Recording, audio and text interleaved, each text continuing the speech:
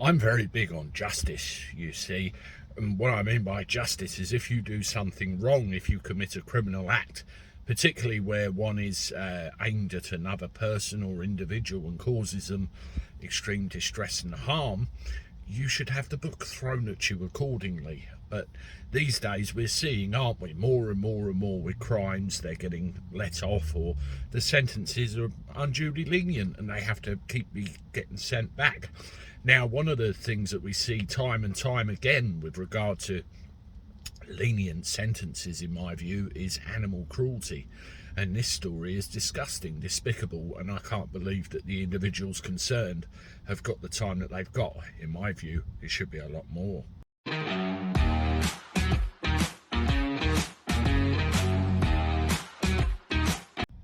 How do everybody? Welcome back to the channel for a Sunday. Hope you're doing all right. I'm here in the Mercedes doing a bit of recording for you, and I hope you're all having a good Sunday. Well, have a look at these two delightful gentlemen. Ashley Grundy and Stephen Robinson, aren't they delightful looking chaps? They really are, and I'm saying that with my tongue firmly in my cheek, you see. Well, they're currently doing 19 months in jail, and I'll tell you for why, shall I? Now, while I don't know the specifics of it, these two ended up in an argument with somebody in a pub, you see. It happens, especially when there's too much of that going on, but that may or may not have been the case in this instance. So what they decided to do, they decided to go to the home of this person they had a barney with and steal their dog, Bailey. And Bailey met with a bit of an unfortunate end, you see. What they did, they decapitated Bailey. Horrible, horrible thing to do to a defenceless animal. You know, a dog is part of the family. They've got thoughts, they've got feelings like anyone else. They tossed Bailey's body into a bush wrapped up in an old car mat, which was later discovered.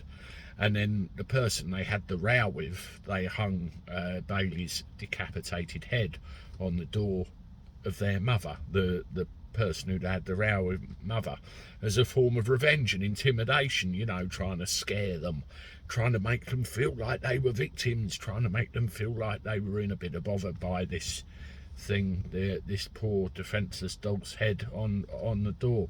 And what sickened me even more and made my piss boil even more, it was discovered by a child. Equally horrific. I don't know what you think about this, but this is a whole different level of evil.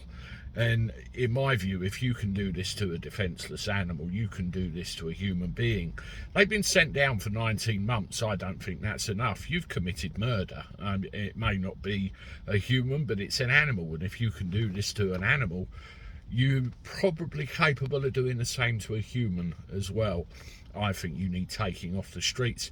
We see time and time again loads and loads of examples of animal cruelty where people just aren't punished thoroughly enough. There was the story a while back where I think it was a dog got a weight tied to it and slung in the river. You remember that one?